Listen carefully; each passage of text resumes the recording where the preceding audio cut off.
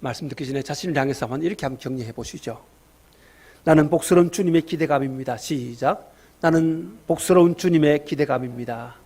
우리 앞뒤 좌우에 계시는 믿음의 가족들을 향해서 그렇게 한번 격려해 주십시오. 형제님은 자매님은 집사님은 복스러운 주님의 기대감이세요. 시작.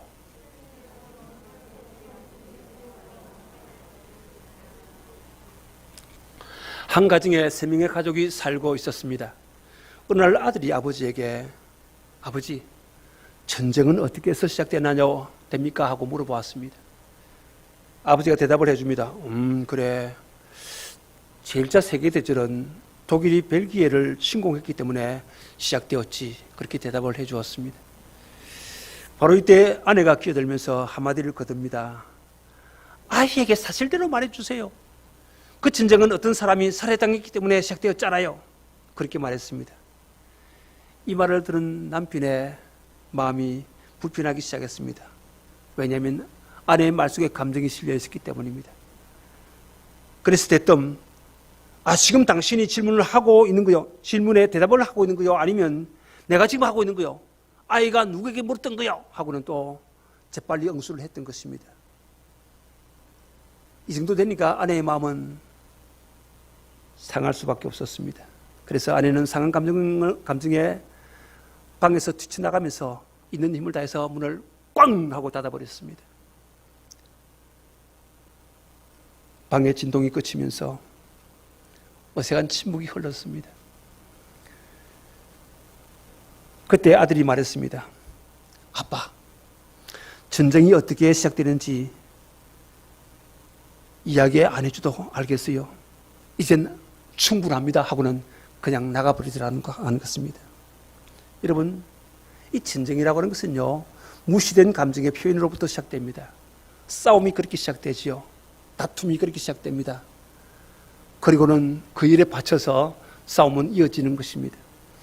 우리는 때때로 지나치게 흥분해서 감당하기 어려운 결정을 하거나 과격한 행동을 할 수가 있습니다. 그러기에 우리는 어떤 결정, 더구나 중요한 결정을 할 때 반드시 기도를 하고 해야 됩니다. 그리고 하나님의 뜻을 물어야 한다는 말씀이지요. 여러분, 기도하지 않고 흥분된 마음으로 결정하게 되면요, 나중에는요, 그것을 감당하지 못해서 쩔쩔매게 됩니다.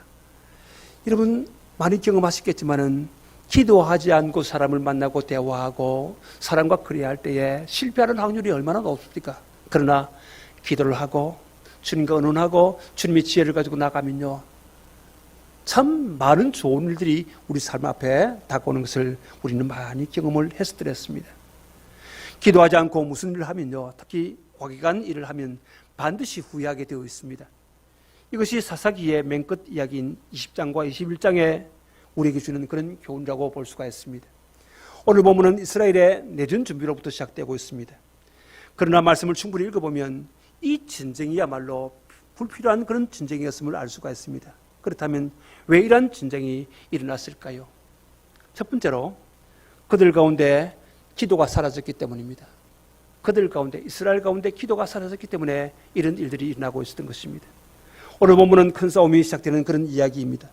레위 사람이 내 첩이 이렇게 죽었어 하면서 자극적인 방법으로 이스라엘 모든 지파들에게 알립니다. 그러자 이스라엘 사람들은 모두 모여서 기본을 치르고 했던 것입니다. 기본은 베냐민 자손에게 속한 땅이었기 때문에 그곳에 사는 이 베냐민 자손들과의 싸움이 벌어지려고 하고 있었던 것입니다. 일종의 내전이지요. 동족 상징입니다. 이스라엘 사람들이 몇 명의 군대가 지금 동원되고 있습니까? 여기 2절에 보니까 40만 명이라고 그렇게 말하고 있습니다. 여러분, 40만 명, 이게 적은 숫자가 아닙니다.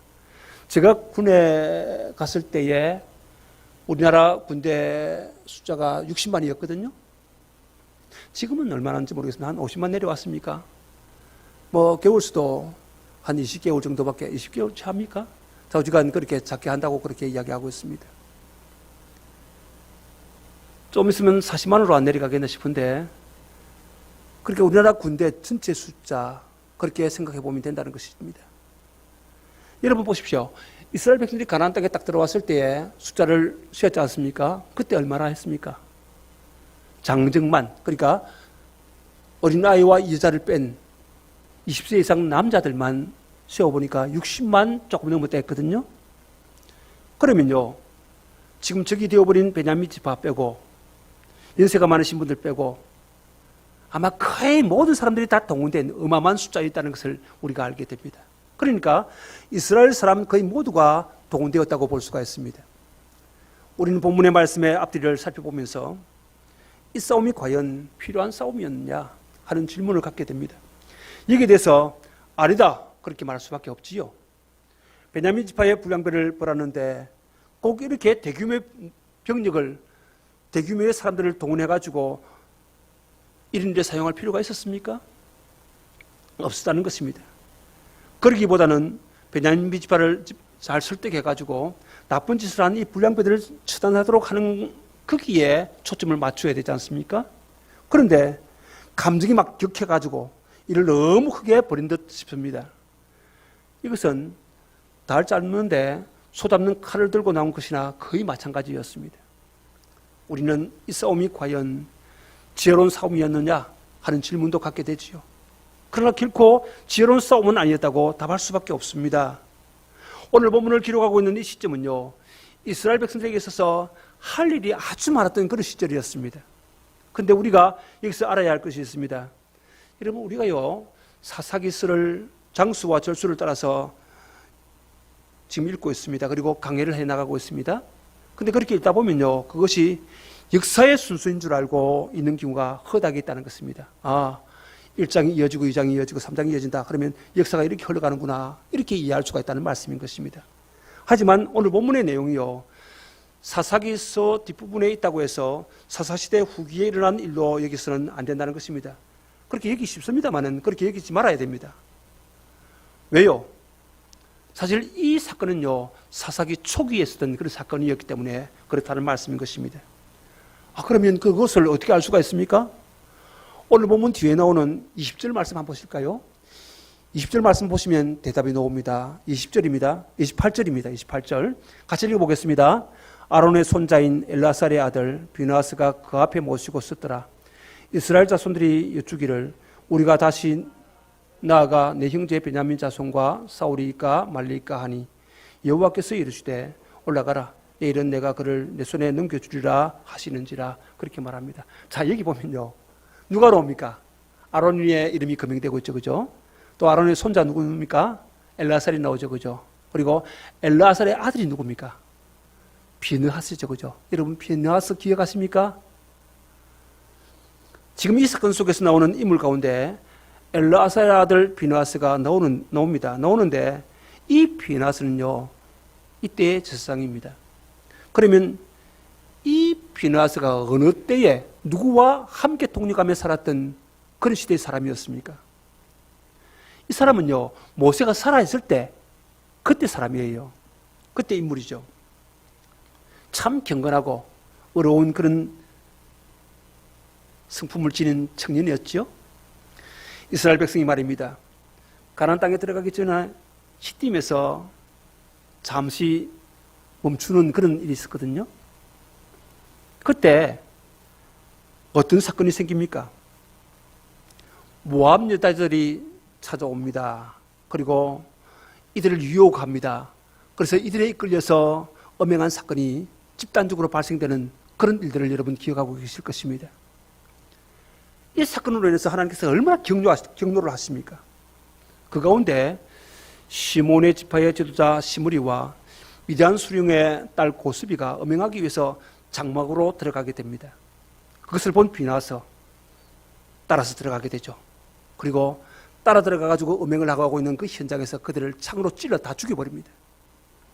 그런데 이것을 민수기 25장에서 기록하면서 하나님께서 이 사람의 행동을 어렵게 봐주시더라고 하는 것입니다. 그런데 여러분, 지금 모세 시대의 이 인물이 이때의 제사장이었다면 이때는 사사시대의 초기였다고 볼 수밖에 없는 것입니다. 그러니까 사사기를 기록한 분이 이 사사 때는 왕이 없어서 이렇게 혼란스러웠다 하는 것을 보여주기 위해서 이 사건을 기록하고 있는데요. 기록하면서 먼저 사사들의 이야기를 쭉 나열해 놓고 있습니다. 그러면서 그렇게 기록하고 난 뒤에 이 이야기를 갖다가 뒤에 딱 붙여놓고는 참 그렇지. 사사들 봐라. 사사들조차도 자기 속인에 옳은 대로 했다. 그런데 이스라엘 전체가 지금 이러고 있다 하는 그 말씀을 보증하기 위해서 이 말씀을 기록하고 있다는 것입니다.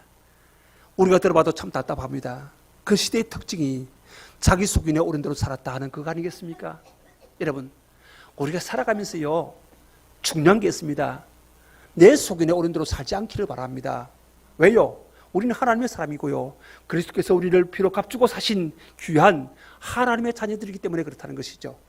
그러면 우리보다 전지하신 그분 앞에서 그분과 동행하며 사는 이것이 얼마나 복된 삶이라고 하는 것을 우리는 잘 압니다. 그런데 이런 사사기의 사건들을 우리에게 보여주면서 반민교사로 우리에게 삼고자 하는 것입니다. 그러니 이 말씀 보면서 우리는 어떻게 살아야 할 것인가 하는 답을 찾는 것이요. 그러면 여기 사사시대 초기라고 할 때에 그들은 아직도 정복해야 할 땅들이 말이 있는 그런 시절이라 하는 것을 우리는 깨닫게 됩니다. 그리고 이방 부족의 침배도 대비를 해야 됐거든요.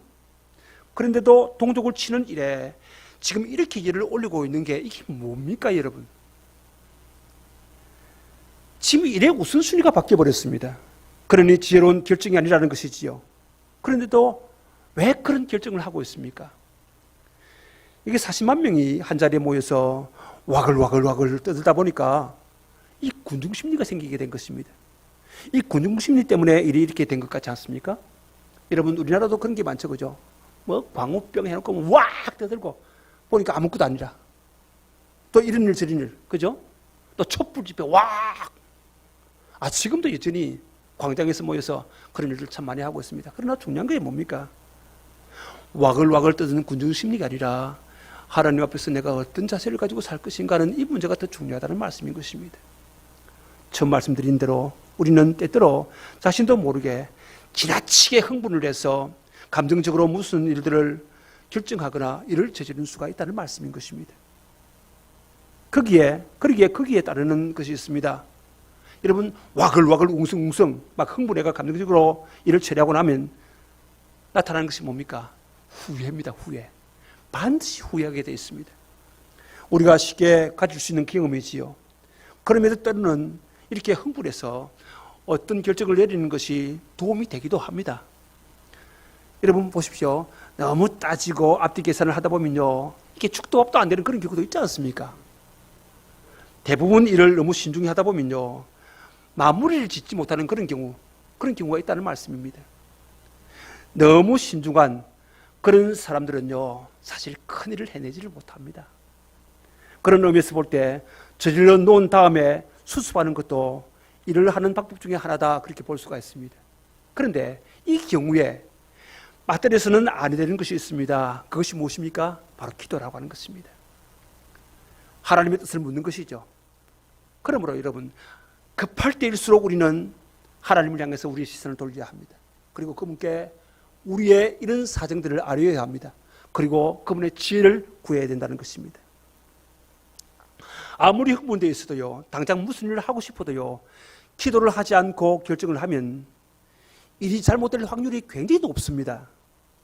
오늘 본문을 잘 살펴보시기 바랍니다.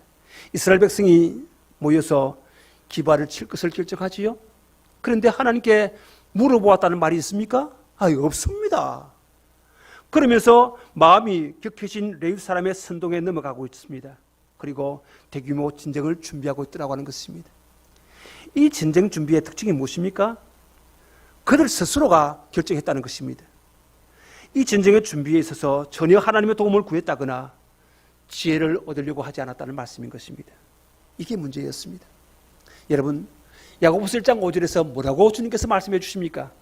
야고보 목사님을 통해 주시는 말씀은 이겁니다. 너 중에 누구든지 지혜가 부족하거든 모든 사람에게 후히 주시고 꾸짖지 아니하시는 하나님께 구하라. 그리하면 주시리라. 그렇게 말씀하지 않습니까? 그러니 여러분, 우리의 삶에 있어서 바쁜 일이 있을 수가 있습니다. 그럴 때 조용히 머리를 숙이시고, 하나님, 이런 일이 있습니다. 도와주십시오. 지금 급합니다. 바쁩니다. 앞서서 행하시옵소서. 그리고 그 일을 주님께 맡기면서 우리는 도구로 사용되어지는 것입니다. 그 결과가 어떻게 되겠습니까? 당연한 거 아니겠습니까? 자, 그렇다면 왜 이러한 전쟁이 일어났을까요? 두 번째, 레위인의 과장된 레위인의 과장된 감정의 부추김 때문에 이런 일이 일어났습니다. 레위인의 과장된 감정이 부추김을 만들었다는 그 말입니다.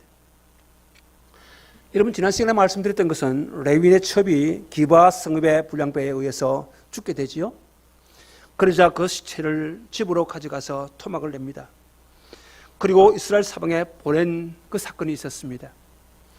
이 말씀에서 우리는 나그네였던 레위인의 일행을 영접하고 성읍이 불량배들에게 봉변당하는 레위인을 위해서 자신의 깨끗한 딸까지 불량배들에게 내어주는 노인을 통해서 저와 여러분들을 위해서 독생자이신 예수님을 내어주신 하나님의 사랑과 자비에 대해서 생각을 해보았습니다. 그러면서 오늘 본문이 지금 열려지고 있는 것입니다. 자, 여기 1절과 2절을 보시기 바랍니다. 1절과 2절입니다. 같이 읽어보겠습니다. 이에 모든 이스라엘 자손이 다네스부터 베엘세바까지와 길르앗 땅에서 나와서 그 회중이 일제히 미스바에서 여호와 앞에 모였으니 온 백성의 어른 곧 이스라엘 모든 지파의 어른들은 하나님 백성의 총회에 섰고 칼을 빼는 보병은 40만 명이었으며 그렇게 말씀을 하고 있습니다. 이스라엘 자손이 왜 모였는지, 그리고 40만이라는 대군이 왜 칼을 빼어들고 있는지 그 이유를 여러분들은 아실 것입니다. 지금 이스라엘은요, 자기들에게 보내어진 토막난 시체에 대해서 그 사유를 알아보고 지금까지 없었던 악에 대해서 심판을 하겠다는 것입니다. 이스라엘 자손이 자기들에게 토막난 시체를 보낸 이 레위인에게 이런 일이 어떻게 일어나게 되었는지를 고하라고 그렇게 말하고 있습니다. 이에 레위인이 자신이 기브아 성읍에서 당한 일을 고하게 됩니다. 그것이 4절과 5절입니다. 4절과 5절 같이 읽어보겠습니다. 레위 사람 곧 죽임을 당한 여인의 남편이 대답하여 이르되 내가 내 첩과 더불어 베냐민에 속한 기브아의 유스가를 갔더니 기브아 사람들이 나를 치러 일어나서 밤에 내가 묵고 있는 집을 애워사고 나를 죽이려 하고 내 첩을 욕보여 그를 죽게 한지라 그렇게 말하고 있습니다. 지금 레위인의 말을 들은 이 이스라엘 자손들은요, 기브아 성읍의 베냐민 사람들이 행한 이 악에 대해서 막 분노를 하게 됩니다. 그리고 망령된 일을 행한 그들을 징계하자고 마음을 지금 합하고 있는 것입니다. 이것이 이스라엘과 베냐민 사이에 전쟁이 시작되게 된 이유입니다. 오늘 우리는 이처럼 전쟁이 시작되게 된 이 배경에서 과연 전쟁이 옳은 것이냐 틀린 것이냐 하는 이런 생각을 하기보다는 기브아 성읍의 불량배들에게 악한 일을 당한 레위인이 그 일에 대해서 복수하기 위해 벌인 이 말, 그리고 이 일, 그 일에 대해서 치료하는 이스라엘의 모습을 보면서 과연 그들에게서 하나님을 가까이 하고 하나님을 보면서 살아가는 하나님의 사람으로서의 삶의 모습을 찾아볼 수 있는가를 우리가 생각해 봐야 한다는 것입니다. 본문에서 우리가 생각해 볼 것은요, 자신이 당한 일을 고하는 레위인의 말과 레위인의 일을 처리하는 이스라엘 자손들의 행동인 것입니다. 자, 먼저 레위인이 자신이 당한 일을 고하는 그 말에 대해서 우리 좀 생각해 보십시다. 조금 전에 읽었던 이 4절과 5절 말씀, 여기에 나오는 레위인의 말을 보면요, 이스라엘 자손으로 하여금 베냐민 지파에 대해서 분노하도록 하기 위해서 아주 노력을 하고 있는 것을 우리가 보게 된다는 것입니다. 그러나 사실 레위인은요, 베냐민 자손들에게 악한 감정을 가질 필요가 없는 것입니다. 잘 생각해 보십시오. 여기 레위는요, 베냐민 사람 전체에게 당한 것이 아니지 않습니까? 그런 것이 아니라 다만 그 성읍에 불량배 몇 명에 의해서 당한 그런 일 아니겠습니까? 그런데도 이 레위는요, 성읍의 불량배들이라 그렇게 말하지 않습니다. 그러지 않고요, 베냐민에 속한 기브아라고 그렇게 말합니다. 그렇게 말함으로써 마치 자신이 당한 일이 베냐민 사람 전체에 의해서 되어진 것처럼 그렇게 말을 하고 있더라고 하는 것입니다. 이것은 5절에 기브아 사람들이 나를 치러 일어나서라고 하는 말을 봐서도 충분히 알 수가 있습니다. 분명히 기브아 사람들이 레위인을 치려고 했던 일은 없습니다. 그렇지 않습니까? 그런데 불구하고 레위인은 자신에게 해를 입힌 사람을 성읍 불량부들에서 성읍 사람 전체로 확산을 지금 시키고 있다는 것입니다. 이게 문제입니다. 그리고 레위는요, 나를 죽이려고 내가 우가는 집을 애워샀다고 그렇게 말하고 있습니다. 하지만 성읍 불량부들을 한번 보십시오. 이 사람은요, 레위인을 죽이겠다고 안 했습니다. 오히려 상관하겠다 그렇게 말하고 있습니다. 여러분, 이 상관이라고 하는 동성 선교를 말하고 있습니다. 그러니까 여러분, 그 시대가 얼마나 악한 시대였는가 하는 것을 우리가 알 수가 있지요. 그런 시대에 이들이 지금 그렇게 나서서 거짓을 하겠다, 그렇게 말하는 그 뿌리였습니다.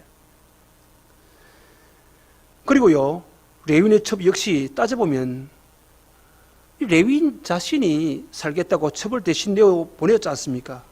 그로 인해서 죽게 된 것이라고 말할 수밖에 없는 것인데 이 사람은 그렇게 말하지 않습니다. 지금 레위인은요, 기브에 거하는 베냐민 사람들, 이 사람들이 자신의 첩을 죽이고 자신마저 죽이고자 했다고 그렇게 말하고 있지 않습니까?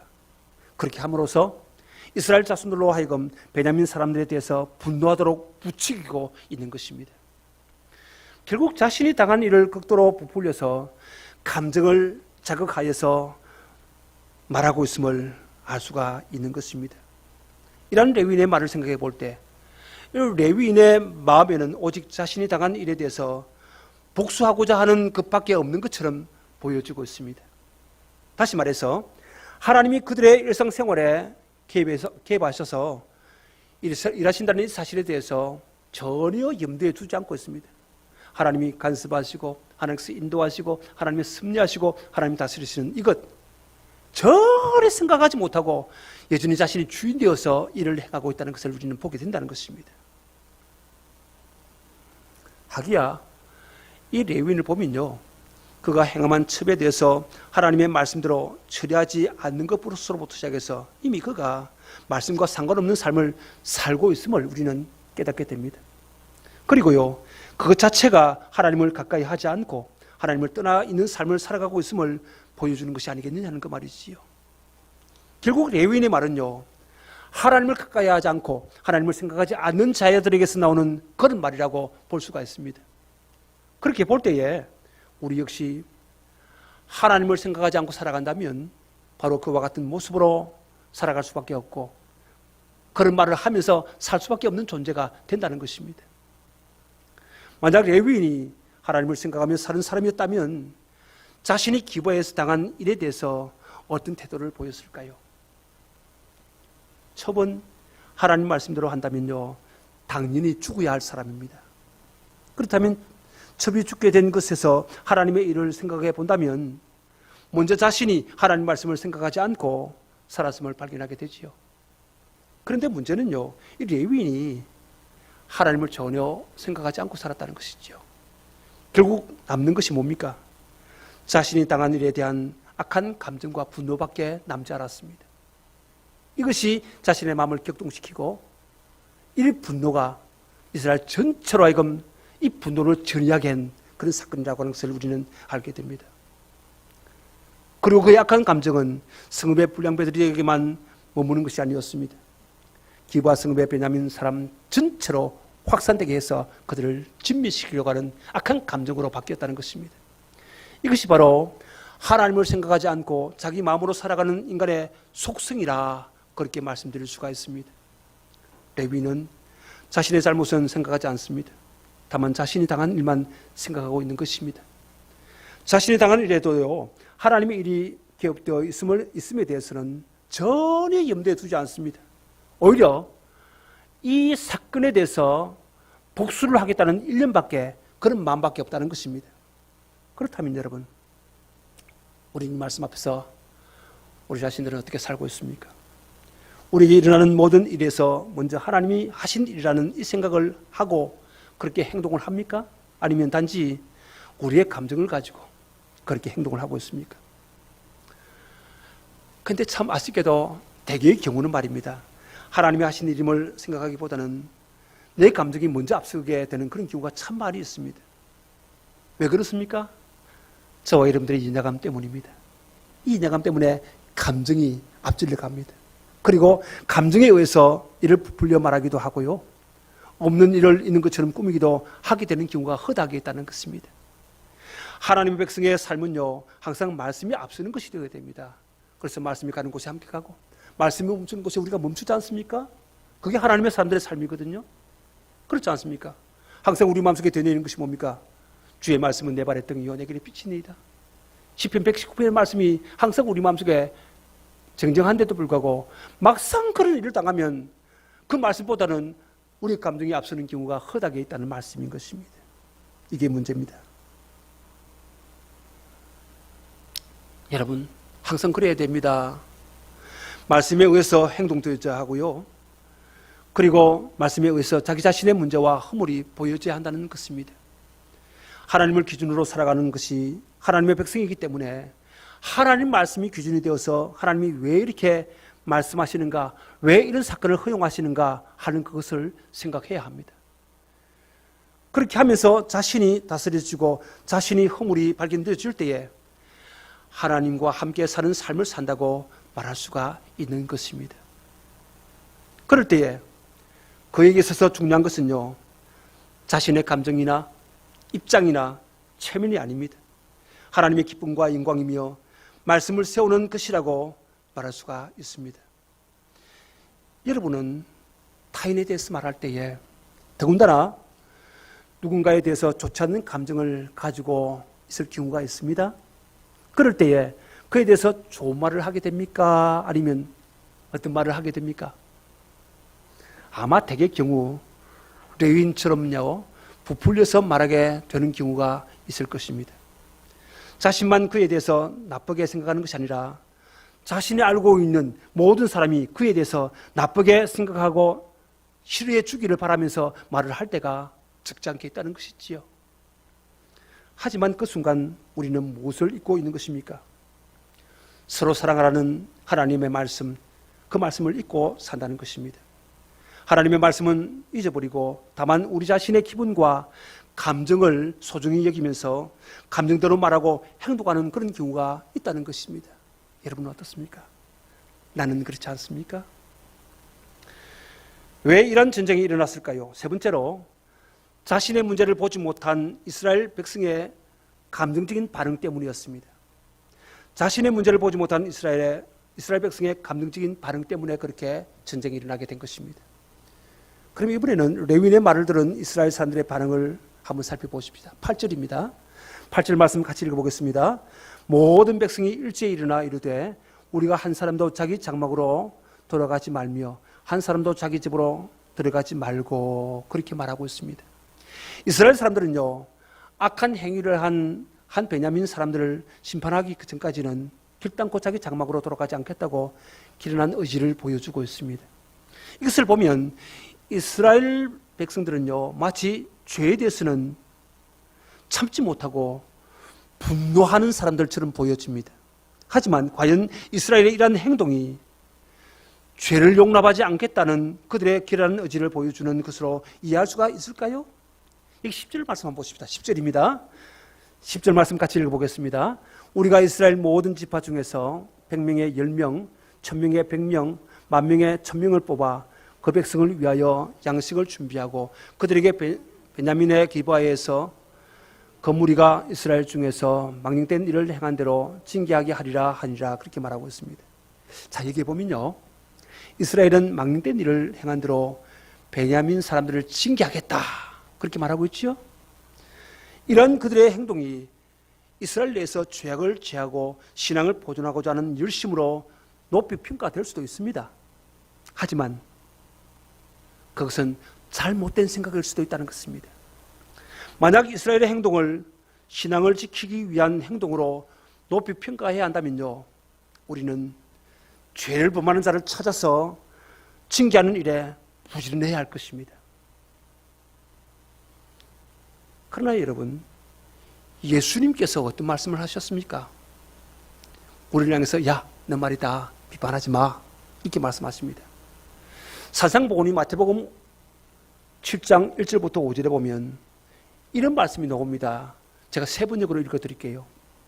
너희가 심판을 받지 아니하거든 남을 심판하지 말아라. 너희가 남을 심판하는 그 심판으로 하나님께서 너희를 심판하실 것이요, 너희가 되질하여 주는 그 되로 너희에게 되어서 주실 것이다. 어찌하여 너는 남의 눈 속에 있는 티는 보면서 내 눈 속에 있는 들보는 깨닫지 못하느냐? 내 눈 속에 들보가 있는데 어떻게 남에게 말하기를 내 눈에서 티를 빼내 줄 테니 가만히 있거라 할 수 있겠느냐? 위선자야, 먼저 내 눈에서 들보를 빼내어라. 그래야 내 눈이 잘 보여서 남의 눈 속에 있는 티를 빼줄 수 있을 것이다. 그렇게 말씀을 합니다.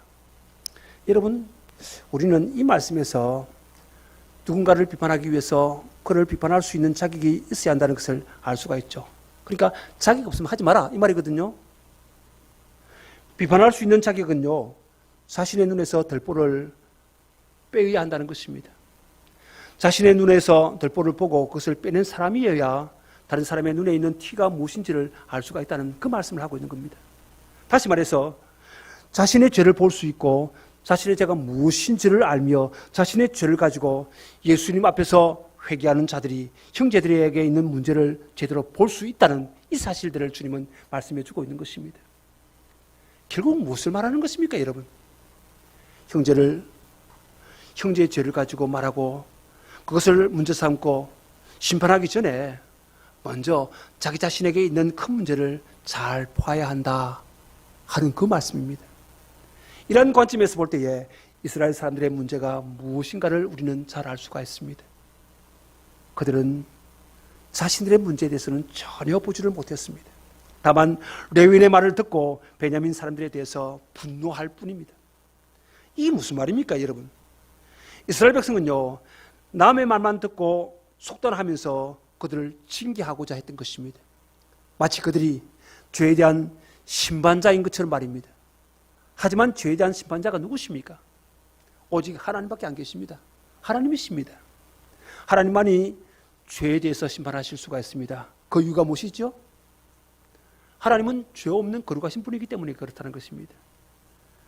그런데 이스라엘은요, 마치 자신들은요, 정당한 것처럼 행동하고 있습니다. 마치 죄에 대해서는요, 참지 못하는 의로운 자인 것처럼 그렇게 행동을 하고 있습니다.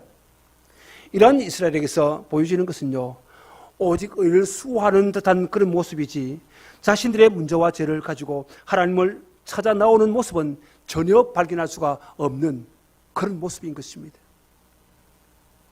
어떤 악에 대해서 자신들은 정당하고 깨끗하다는 태도를 가지고 있는 이상 심판자로서 존재할 뿐입니다. 그럴 뿐이지 악행을 범한 자와 같은 악한 자로 여기지 않을 것이기 때문이죠. 그리고 자신들에게 악이 없다고 생각하기 때문에 죄를 들고 하나님을 찾아야 할 필요성도 느끼지 못할 것 아니겠습니까? 여러분 그렇지 않습니까? 내가 무슨 죄? 이런 사람들이 예수님 앞에 나오기란 제로입니다. 제로. 내가 나 같은 정도 같으면 말이지 천국 가서라도 제일 꼭대기 올라갈 수밖에 없는 텐데 나는 죄 지은 거 없어. 나는 어려워. 내가 감옥 들어갈 일 있냐? 이런 사람들 있지 않습니까? 예수님 만날 이유가 전혀 없는 것입니다. 만약 이스라엘이 진심으로 의를 구하고 악에 대해서 미워한 자들이었습니까?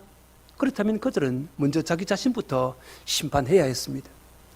자신들의 죄와 악을 먼저 깨닫고 형제의 문제를 대할 때에 본문과 같은 죄에 대한 심판자와 같은 그런 모습은 보이지 않았을 것입니다.